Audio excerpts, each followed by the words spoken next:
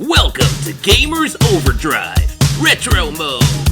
Kick back and relax while I blast you back in time and guide you down a pixelated, coin-operated, button-mashing memory lane paved with joysticks, consoles, and dusty old cartridges. Where good guys are always good guys, bad guys are always bad guys, and the fate of the universe lies in your hands. Time to kick it into overdrive. Retro mode. Insert coin to play.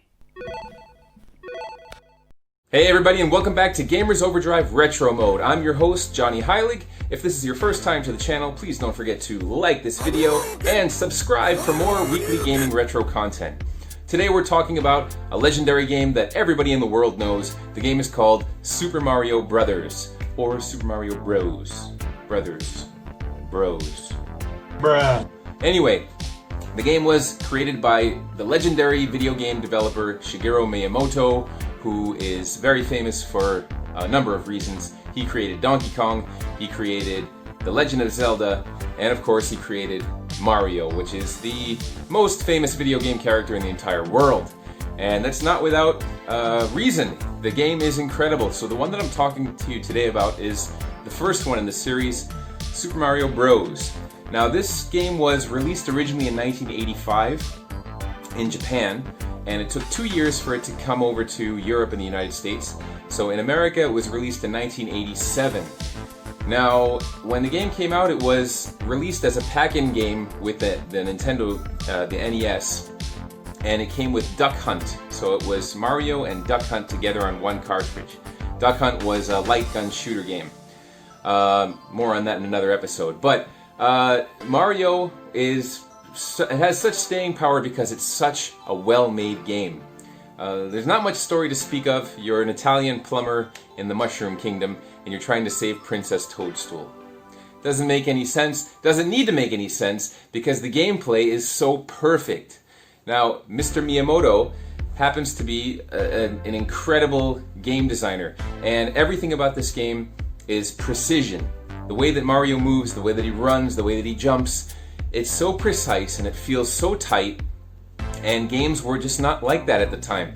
Games were very hard to control, they were clunky, they were kind of awkward, but Mario broke that trend, and Mario created this really fun world with 8 worlds. So there are 8 worlds in the game, and every world has 4 stages, and the 4th stage of every world is a castle where you fight this bad guy named Bowser. And Bowser, you kill him 7 times before you finally get to the end, and then he's the real deal, and then you have to have this big fight, and he throws crazy axes at you. Anyway, you played the game before, you know what it's all about. It's an incredible game. This game is, of course, a pop culture icon throughout the world. It's had cartoon series, it's had movies. Unfortunately, let's try and forget that movie. It's had toys, board games, you name it. I mean, this game is everywhere. Everybody knows about it. It's as popular today as it was 20, 30 years ago, if not more popular. And again, this game still holds up. It's such a good, well-made game. And it's one of the first games that had these kind of secret hacks. Not really hacks, but glitches. Where, back in the old days in 1987, we didn't have the internet. So it was all kind of word of mouth, schoolyard gossip. Kids would share these little legends of gaming, like, did you know that Mario can teleport to this alternate place called the Minus World?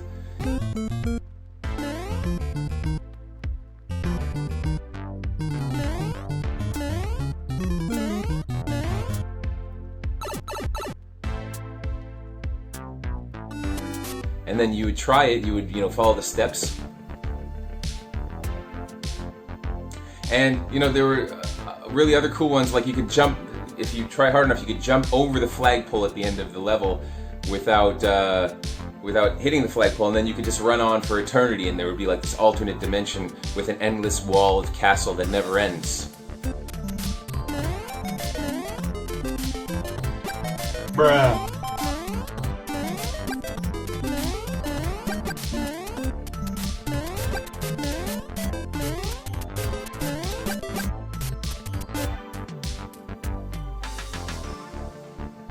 Yeah, and there's a speed running community in the gaming world now, so people try and beat games as fast as possible. And the current record holder, his name is Cosmic, and he's beaten Mario 1 in 4 minutes and 55 seconds. And I don't think that record will ever be beaten. It's like humanly impossible. Some nerds at MIT have calculated the possibility of shrinking that speed down lower and lower. It ain't gonna happen. 4 minutes and 55 seconds is about as good as you're gonna get in this game. Now, I am going to play this game for you today. I'm going to run through it and see how my skills have held up over the years. Probably not very well, and that should be kind of funny too. Now, this game, again, it's all about precision of gameplay. Story has no place here. We don't care about story. We don't care why Mario's doing what he's doing. All we care about is having fun in these levels. So, I highly recommend that anybody who has not played this game, Mario 1, Super Mario Bros. Bruh. This is the one that started it all.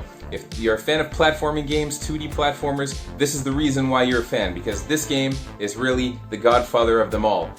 It's an incredible game, and we're about to play it. So here we go. Super Mario Bros. Bruh. In 3, 2, 1. Hey everybody, so I'm back here in the Reset Collection app, my favorite app for retro gaming.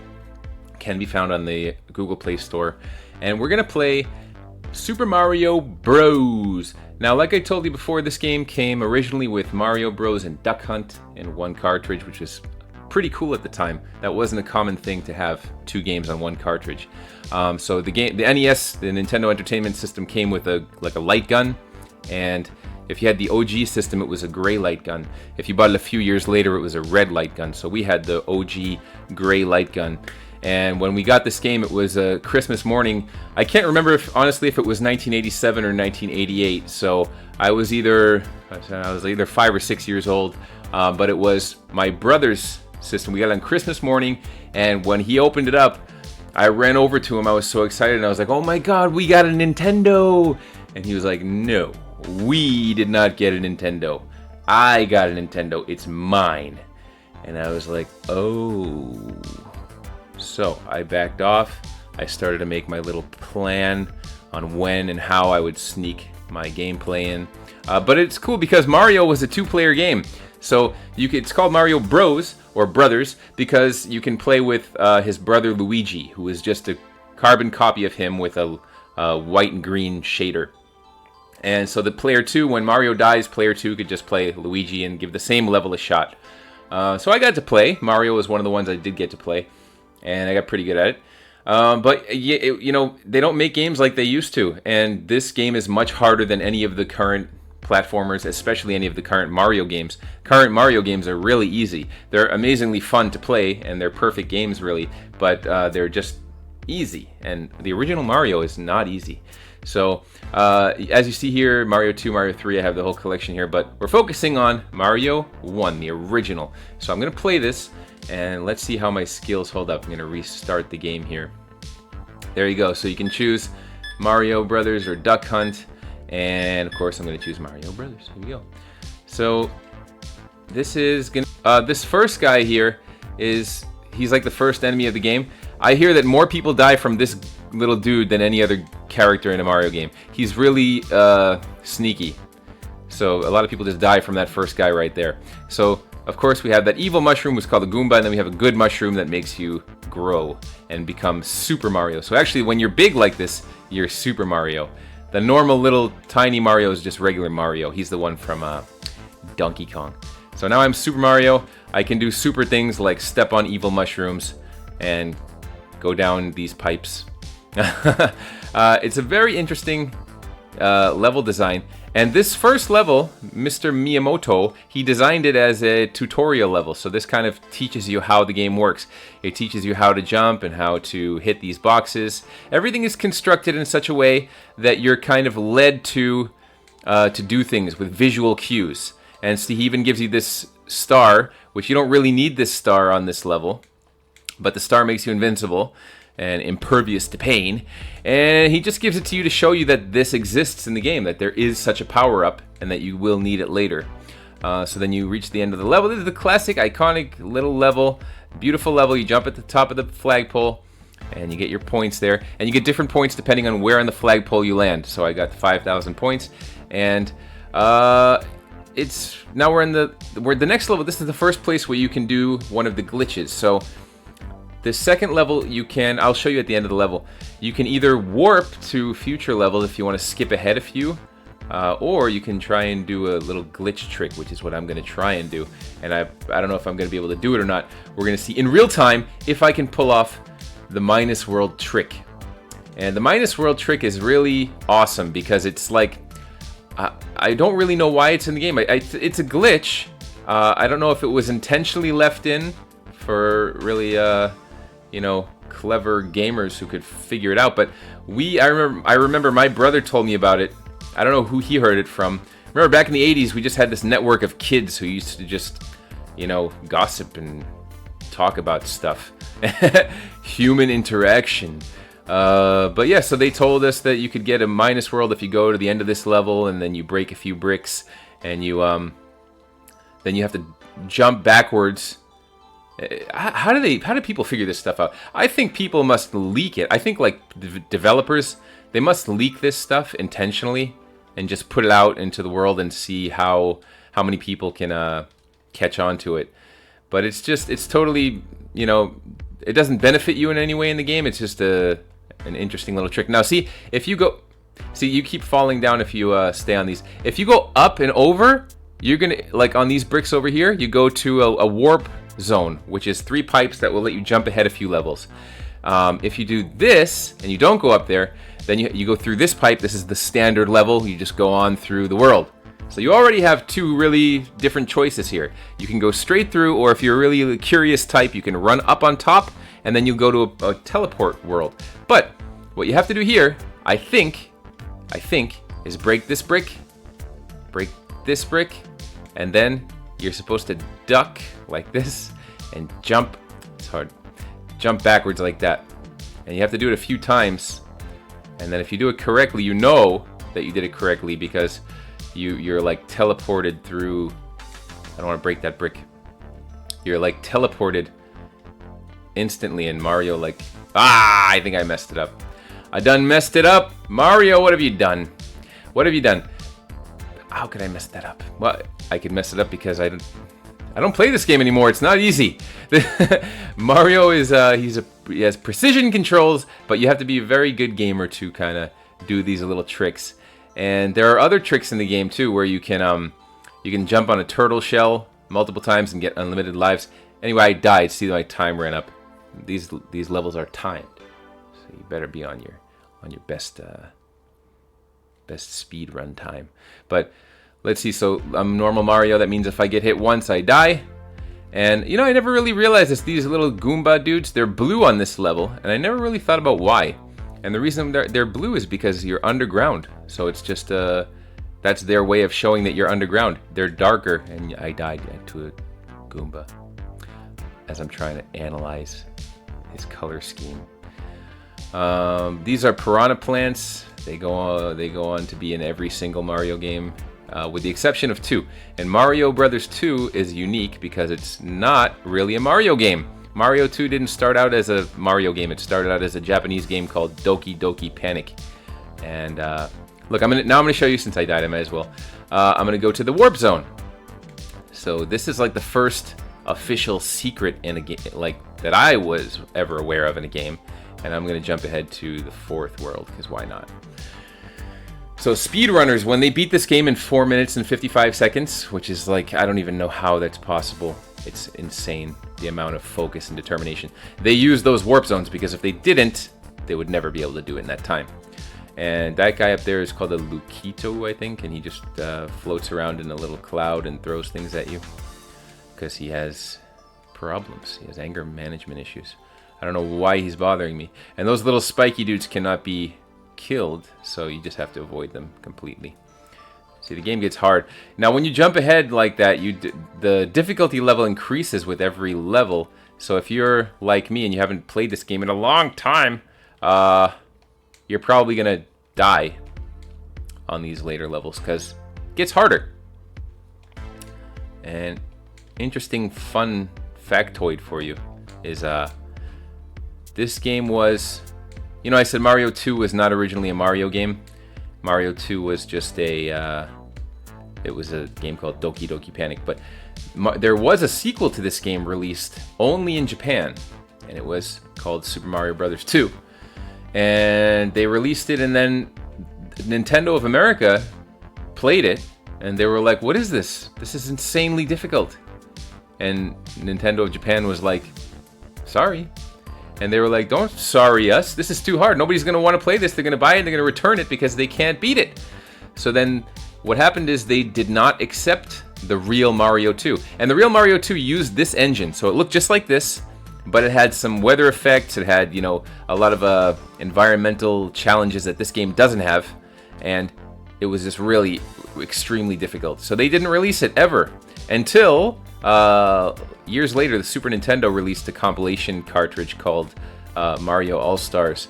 And Mario All-Stars, they released this game on it called Mario Dies. No, it wasn't called Mario Dies. It was called Super Mario All-Stars. And in Super Mario All-Stars, there was a game inside of that kind of collection called Super Mario Brothers The Lost Levels. And The Lost Levels was actually the Japanese Super Mario Brothers 2.